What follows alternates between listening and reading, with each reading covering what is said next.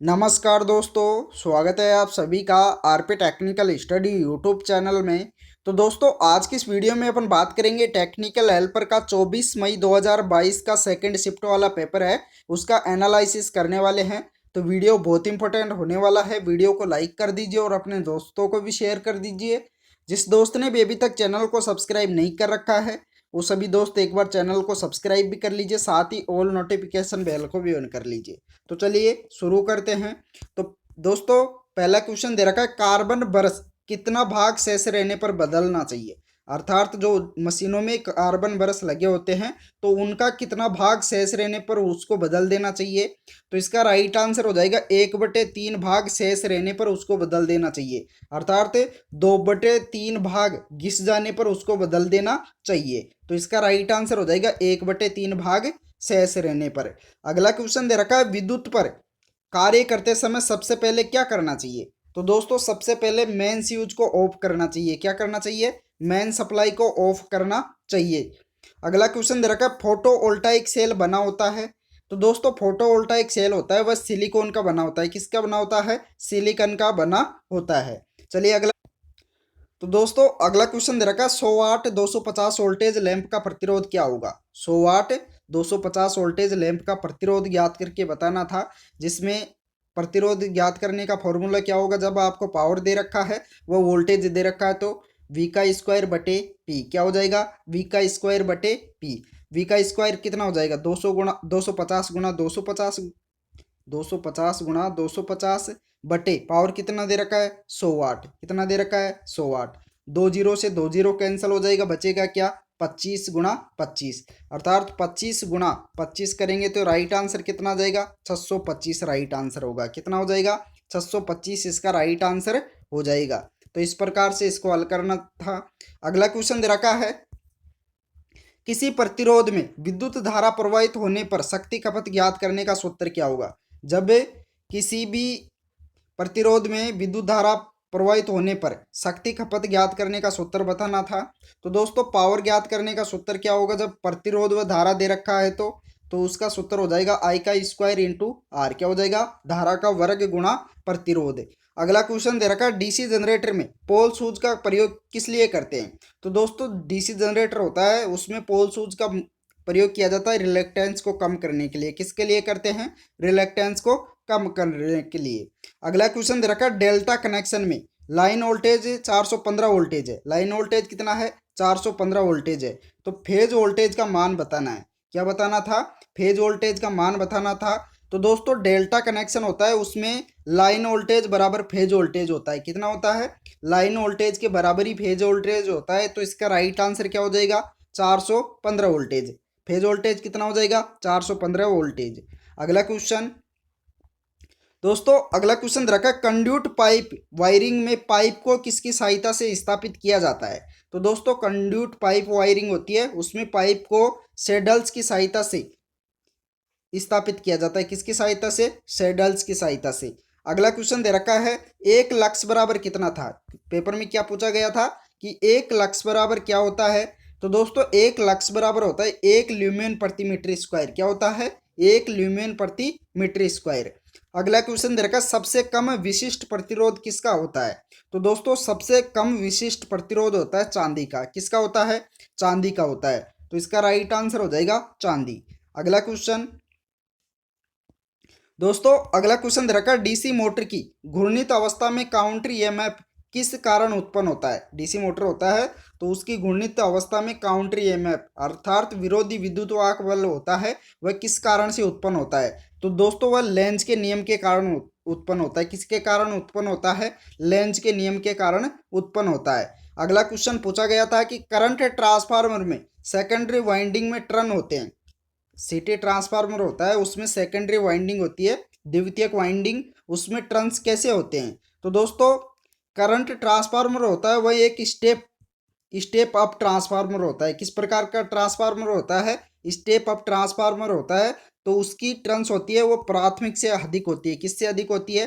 प्राथमिक से अधिक होती है। अर्थात प्राइमरी वाइंडिंग से अधिक टर्न्स होती है सेकेंडरी वाइंडिंग में। तो इसका राइट आंसर हो जाएगा प्राथमिक से अधिक होती है। अगला क्वेश्चन दे रखा, स्क्विरल केज मोटर व स्लिप रिंग मोटर में समानता होती है? स्लिप रिंग मोटर व स्क्विरल केज मोटर में क्या समानता होती है? तो दोस्तों इन दोनों के ही स्टेटर समान होते हैं। किस प्रकार के होते हैं स्टेटर? दोनों के ही समान होते हैं। अगला क्वेश्चन दे रखा, तीन फेज वाइंडिंग में फेज अंतर क्या होता है? तो दोस्तों तीन फेज वाइंडिंग होती है, उसमें फेज अंतर होता है 120 डिग्री पर। कितना होता है? 120 डिग्री का। अगला क्वेश्चन दे रखा, डीसी मशीनों में ब्रश बने होते हैं। तो दोस्तों डीसी मशीनों में ब्रश किसके बने होते हैं? कार्बन प्लस ग्रेफाइट के। किसके बने होते हैं? कार्बन प्लस ग्रेफाइट के। अगला क्वेश्चन दे रखा है, क्लास ए की आग किस में होती है? तो दोस्तों क्लास ए की आग लगती है वह लकड़ी कागज व साधारण आग होती है, वह सामान्य क्लास ए की आग होती है। कौन सी आग होती है? क्लास ए की। अगला क्वेश्चन दे रखा है, वोल्टेज को उच्च करने के लिए किस ट्रांसफार्मर का प्रयोग किया जाता है?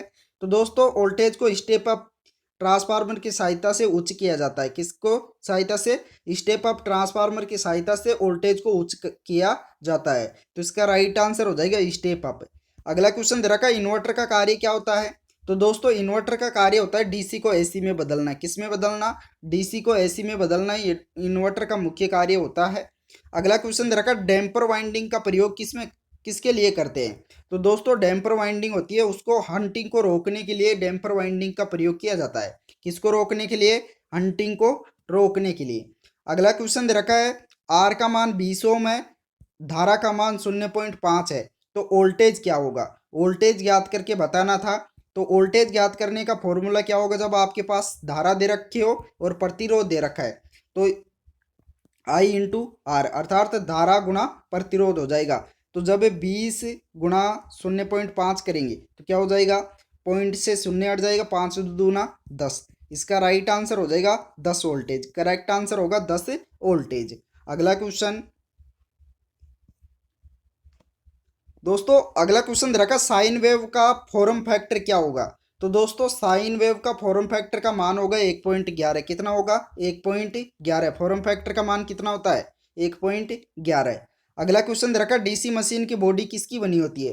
तो दोस्तों डीसी मशीन की बॉडी होती है, अर्थात ये किसकी बनी होती है? तो दोस्तों ये बनी होती है कास्ट आयरन की। किसकी बनी होती है? कास्ट आयरन या कास्ट स्टील की। तो इसका राइट आंसर हो जाएगा कास्ट आयरन।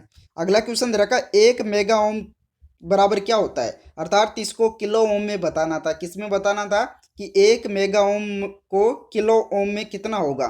तो दोस्तों किलो ओम में यह होगा 1000 किलो ओम के बराबर। किसके बराबर होगा? 1000 किलो ओम के बराबर। अगला क्वेश्चन दे रखा था कि डीसी मशीन की गति को किस में मापते हैं? तो दोस्तों डीसी मशीन की गति को आरपीएम में मापते हैं। किस में मापते हैं? आरपीएम में मापते हैं। और किसके द्वारा मापते हैं? तो दोस्तों इसको टेकोमीटर के द्वारा मापते हैं। किसके द्वारा मापते हैं? टेकोमीटर के द्वारा आरपीएम में गति को मापा जाता है। अगला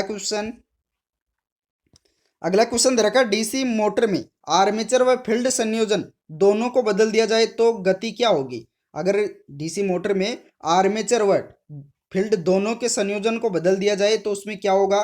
तो दोस्तों जब दोनों को एक साथ बदल दिया जाएगा तो गति में कोई परिवर्तन नहीं होगा। गति में क्या नहीं होगा? कोई भी परिवर्तन नहीं होगा। अगर आर्मेचर या फील्ड दोनों में से किसी एक को बदल देते हैं तो उसकी गति परिवर्तित हो जाती है, लेकिन दोनों को एक साथ बदल देंगे तो उसमें कोई परिवर्तन नहीं होगा, अर्थात गति में कोई भी परिवर्तन नहीं होगा।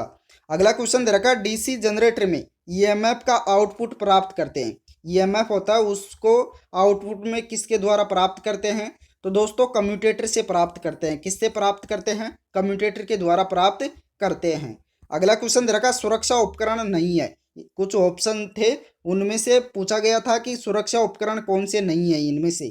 तो दोस्तों उसमें ऑप्शन में चाकू बता रहे हैं, तो इसका राइट आंसर क्या हो जाएगा? चाकू ही हो जाएगा, क्योंकि यह एक सुरक्षा उपकरण नहीं है। अगला क्वेश्चन रखा, काउंटर ईएमएफ की दिशा किसके द्वारा मापी जाती है? तो दोस्तों काउंटर ईएमएफ होता है, उसको फ्लेमिंग राइट एंड रूल के द्वारा ज्ञात किया जाता है। अगला क्वेश्चन दे रखा है, डीओएल स्टार्टर होता है, उसका फुल फॉर्म क्या होता है? तो दोस्तों डीओएल स्टार्टर होता है, उसका फुल फॉर्म होता है डायरेक्ट ऑनलाइन स्टार्टर। क्या होता है? Direct online starter. अगला क्वेश्चन दे रखा है, लेड एसिड सेल को आवेशित करते समय बैटरी में क्या होता है? तो दोस्तों बैटरी में विभव बढ़ जाता है। क्या हो जाता है? विभव बढ़ जाता है। तो इसका राइट आंसर हो जाएगा विभव बढ़ जाएगा। तो दोस्तों इस वीडियो में इतना ही। अगर वीडियो पसंद आया हो तो लाइक कर दीजिए और अपने दोस्तों को भी शेयर कर दीजिए। जिस दोस्त ने भी अभी तक चैनल को सब्सक्राइब नहीं किया है वो सभी दोस्त एक बार चैनल को सब्सक्राइब भी कर लीजिए, साथ ही और नोटिफिकेशन बेल को भी ऑन कर लीजिए। Thank you.